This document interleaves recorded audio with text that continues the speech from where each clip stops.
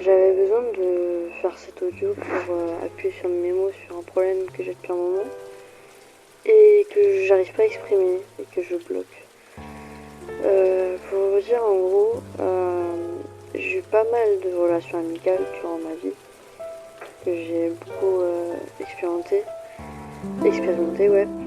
Et je voulais avant tout vous dire que en fait, à l'époque, j'avais toujours ce besoin de m'attacher à quelqu'un, avoir un ami sur qui compter. C'était vraiment quelque chose que, genre, c'était pas vivable avant pour moi de ne pas avoir ce genre d'amitié autour de soi. Et en même temps, en fait, dans la vie réelle, j'avais peur des gens. Enfin, j'avais peur de faire des amis parce que je pense que si vous regardez ma vidéo sur la phobie scolaire, vous comprendrez. En fait, le traumatisme de l'harcèlement a joué. Mais aussi, je me suis rendu compte trop tard. Même pour vous dire, j'ai mis 7 ans à comprendre qu'en fait, j'ai jamais réussi à me faire respecter par mes propres amis. Genre, en fait, c'est comme si je laissais de deuxième chance ou de je sais pas combien de chances à des personnes sans me rendre compte qu'ils m'ont fait du mal sans que je le vois en fait. Je sais pas comment j'ai fait pour rater quelque chose, mais en fait, on m'a blessée et j'ai dû rien dire en fait sur le moment. Mais en fait, on m'a blessée sans que je le sache. Je suis sentie blessée sans m'en rendre compte.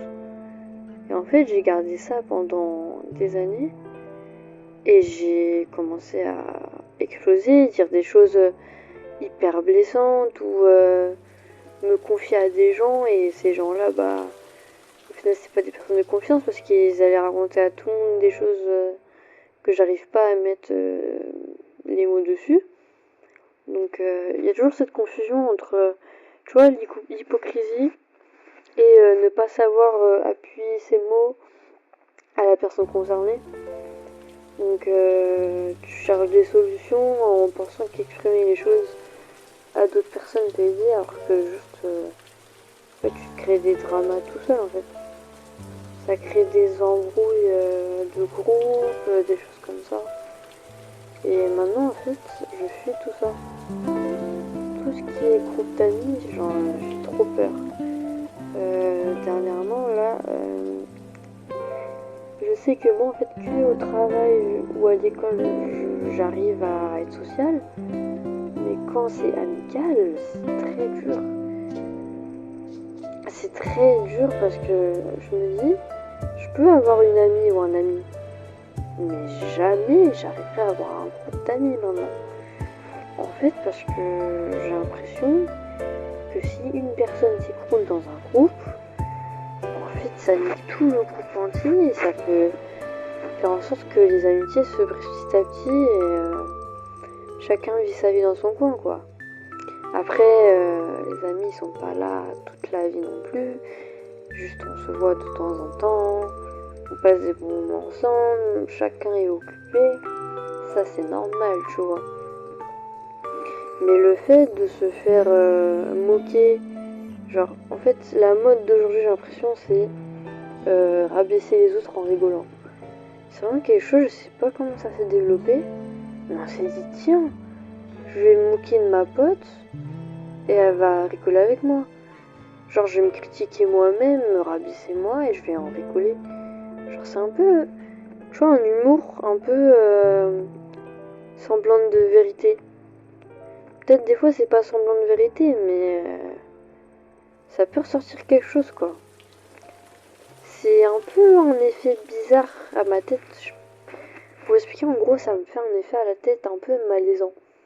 En fait, je suis un peu dans un truc en mode haha haha. Voilà, je sais pas si vous voyez, mais ah ouais, ok.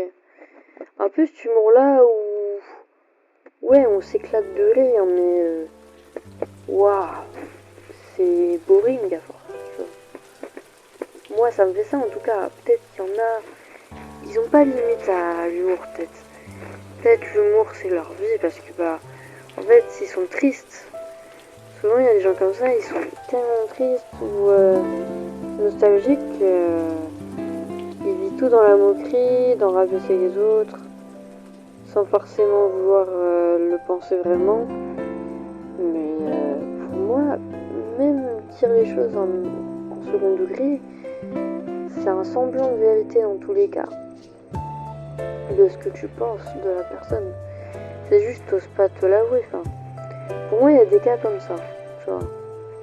Il y a des cas comme ça, et moi, ce qui m'est arrivé récemment, et je comprends pas, c'est qu'en fait, j'étais sur un serveur Discord, et en fait, j'ai pas compris, mais en gros, c'était le serveur d'une amie, et j'avais une photo de profil d'un garçon.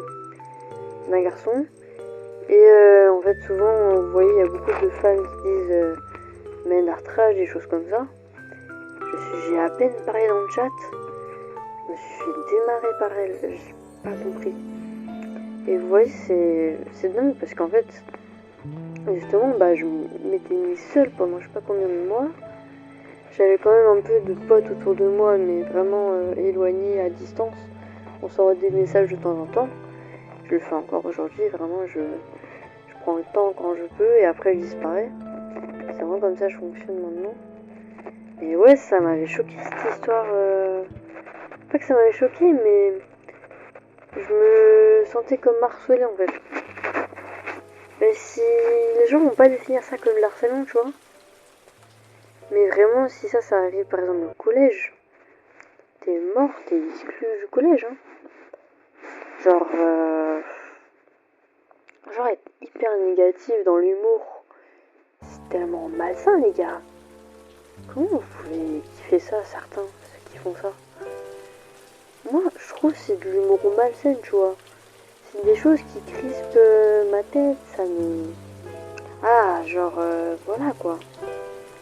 Je me retiens quoi. De dire que je comprends pas en fait. Je comprends pas. Donc voilà, c'est vraiment cette anxiété sociale que j'ai et que j'aimerais en sortir un jour. Parce que du coup, je me braque avec les gens autour de moi. Même si je me force à parler, et toujours dans ces termes un peu où je parle beaucoup de moi et ça me casse les couilles, vous voyez. J'ai toujours eu cette impression de trop parler de moi et pas assez laisser la place aux autres. Donc là, je fais l'effort de poser des questions, vraiment m'intéresser à l'autre. Parce que maintenant, je suis tellement concentrée sur ça que ça m'épuise encore plus socialement. Mais au moins, j'essaie, tu vois, je veux qu'on voit que je pense aux autres. Enfin, je sais qu'à l'époque, on me disait que j'étais égoïste. Mais c'est juste, en fait, j'arrive pas à me focus sur deux choses à la fois.